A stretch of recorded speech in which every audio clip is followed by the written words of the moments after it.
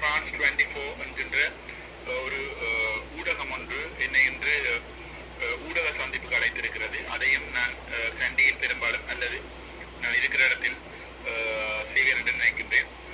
Thank you so much. இனிமேலாவது உங்களுடைய அளவிற்கு என்னை எடை போடாமல் மக்களின் தேவைகளை புரிந்து கொள்ளவும், இந்த வேலையை நான் செய்யாமல் விட்டு போனால் இன்னொருவர் செய்வதற்கும் ஆக்களை தேடிக்கொண்டிருக்கிறேன்.